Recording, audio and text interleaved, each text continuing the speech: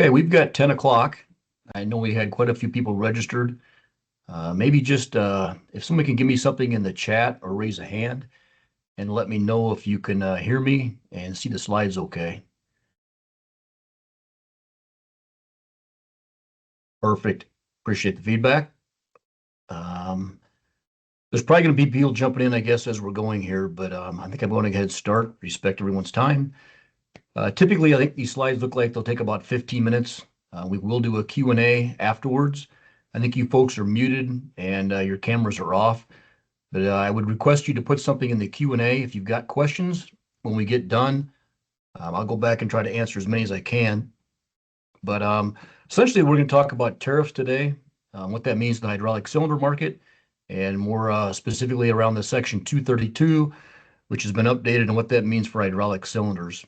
Like I said, put some stuff in the Q&A. If you got something, we'll try to answer those when we're done. And then there will be a recording of this. And when we're done, we'll kick back a email to those folks who were registered. So you look at the slides and also, listen to what we have to say. So I think we'll jump into tariffs from current countries where they're at. And as you all know, tariffs have changed a lot. They seem to change often. They seem to be a little more stable lately. But what we'll present today or what we see is the tariffs today coming from certain countries. But like I said, they could change tomorrow as well. But today, what we see, and this is kind of back to really where most of the hydraulic cylinders are coming from. So we see probably 90% of the product coming out of China and India as far as hydraulic cylinders. And today, the tariff at China is 55%, and the tariff at India we see set at 50%. We also have Canada and Mexico, big players for the market. Today, we have tariffs on Canada and Mexico at 25%, but we also understand there's the USMCA agreement out there as well. And it looks like hydraulic cylinders could be exempt based on that. Now that can change, but as of today, products out of Canada and Mexico, and these are manufactured cylinders coming out of Canada and Mexico. We'll talk about if it's coming from a different country through Canada and Mexico later. But today, if it's manufactured in those countries, we believe they're exempt from the reciprocating tariffs that the Trump administration has. Other countries we see impact from hydraulic cylinders are South Korea, the Eurozone, Cambodia, Thailand, and Vietnam. And you can see the tariffs of those countries today. And we'll kind of break down a little bit also in those countries where it's coming from. So in China today, there's the 55%. The 25% came from the original Section 301 that came from the first Trump administration. And then recently we put on additional 20% from the fentanyl crisis per the Trump administration, and another 10% for the reciprocating tariffs. So that's where you get to the 55%. And if you look at the tariff in India, originally it was 25%, and recently in August 27th, there was additional 25% put on India, and that was because the Trump administration didn't like the Indians purchasing the Russian oil. So hence we have now the 50% for products coming out of India.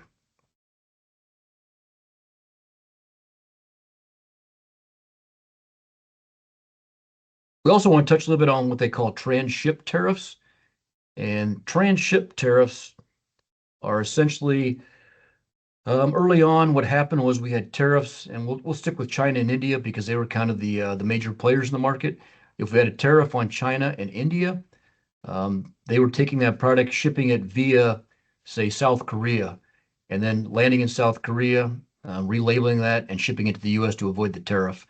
But there's other countries as well that were culprits of doing that. And what the Trump administration did was they went back when they negotiated their trade deals. They had things that put in place called transshipped tariffs. And I'll kind of show you what that looks like. And we'll use Vietnam as an example because we saw a lot of product going through Vietnam. Vietnam negotiated a 20% tariff. And then on top of that, they have what they call the transship tariff, which is an additional 40%. So let's just take China, for instance. If they would ship it out of China through Vietnam, it would get the 20% tariff from Vietnam to the U.S., plus the additional 40% transship tariff. And we believe these are in place with Thailand, Malaysia, Cambodia, Indonesia, and South Korea as well. So essentially, you would take the the tariff we have in South Korea, whatever that may be. If their product came out of, say, China, went through South Korea, you'd get the tariff South Korea plus the 40% transship tariff. So that was a way of the Trump administration trying to close a loophole, and they called it transship tariffs. And that was set in place, I think I put it in there July 31st of 2025. So fairly recent.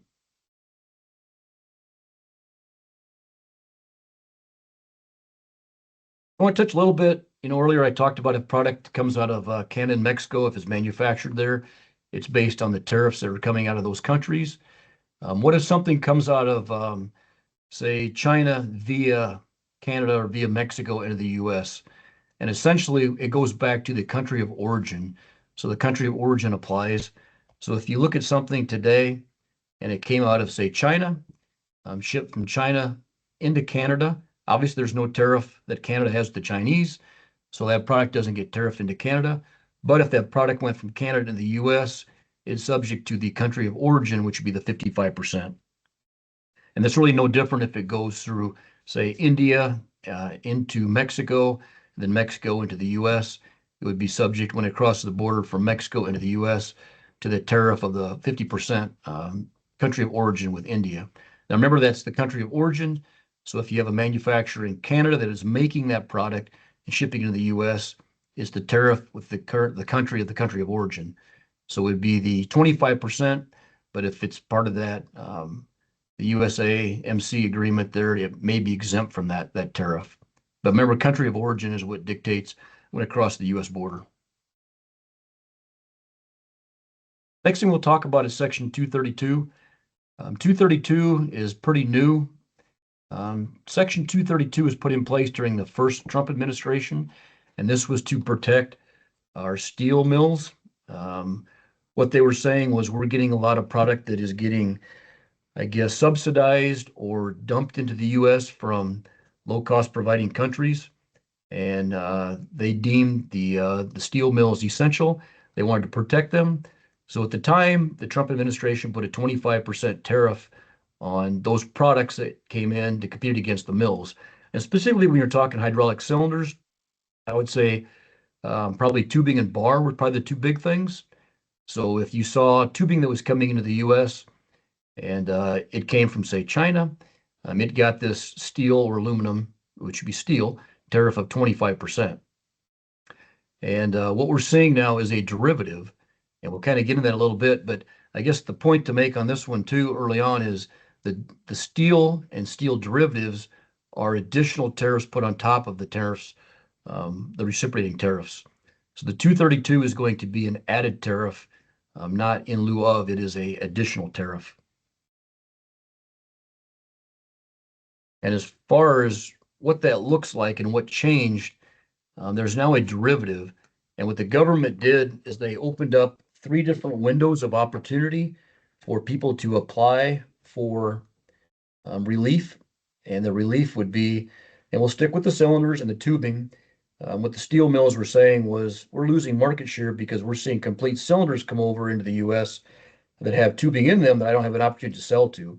So could a cylinder that comes in complete be considered a derivative of the steel? And like I said, there's three windows you can apply. What you do is you apply to the government, you ask for a hydraulic cylinder to be considered a derivative. They publish that so people can see it. After that, I think 30 days of publishing that is done. The government says we need another 30 days to go back and review this. And if we deem it so, it becomes a derivative now, and it's subject to the same tariff as the tubing that came in. And what happened was on August 15th of 2025, hydraulic cylinders actually became a derivative. And what that means is now it has a 50% tariff on the content of that steel that's inside that cylinder. And we'll talk about what that looks like and how it applies as well. So are hydraulic cylinders included? Yes, they are. It comes back to the HDS code and that 8412, there's different extension to that, but essentially all hydraulic cylinders are now tariffed according to the 232 derivative.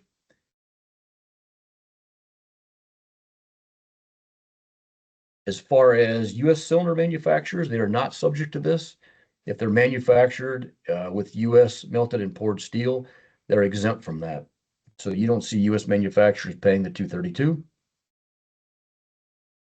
How is it calculated? Essentially, the importer is responsible for that.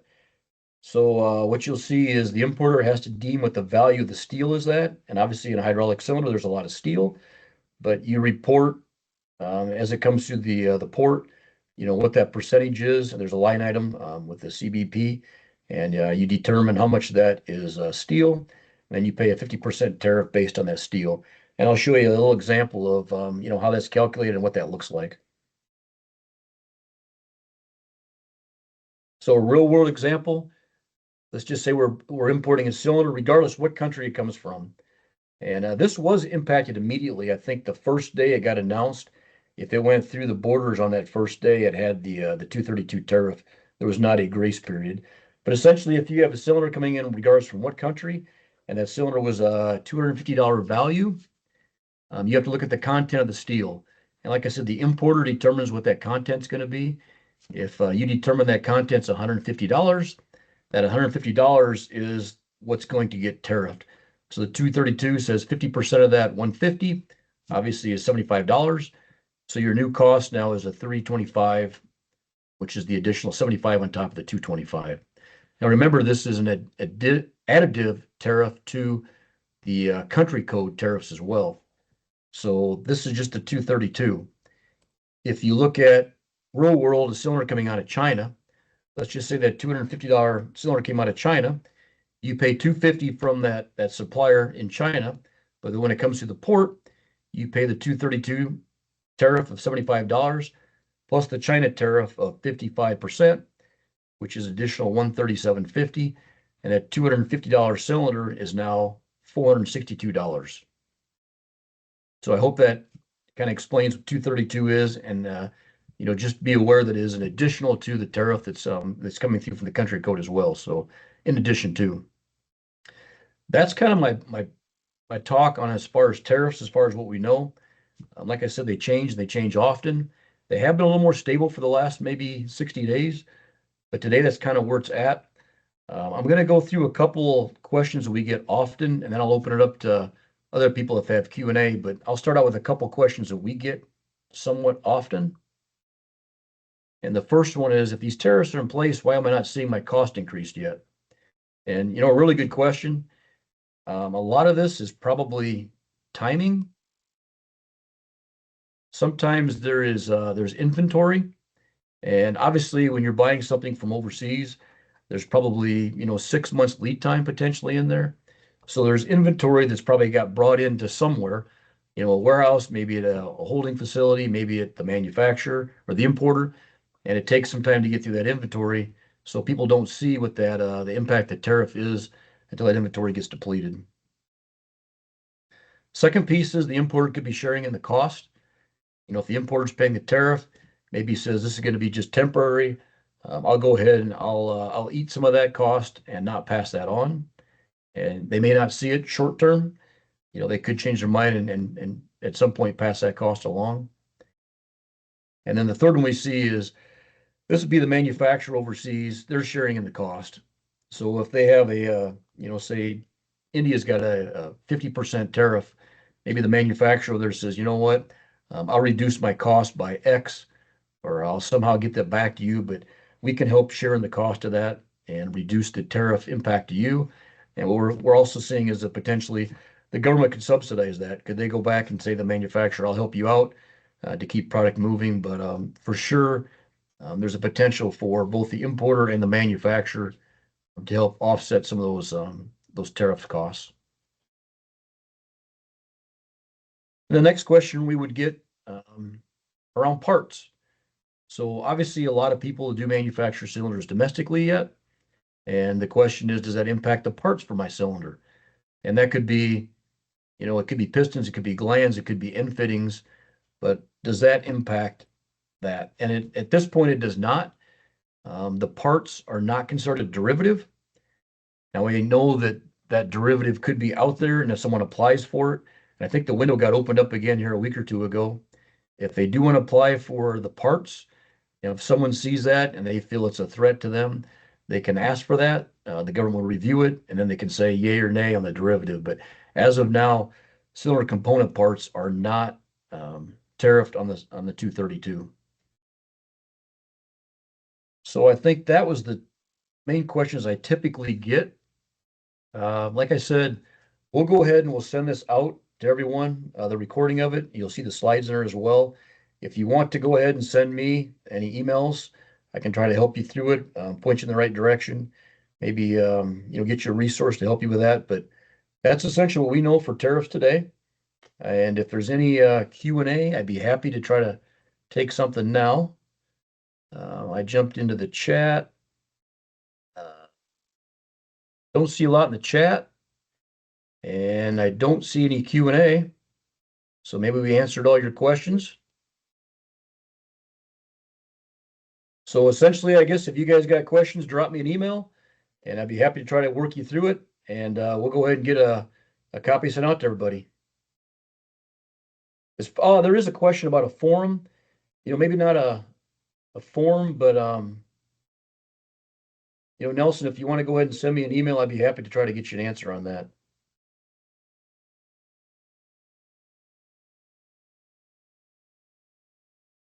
So with that, I will go ahead and close. I appreciate your time.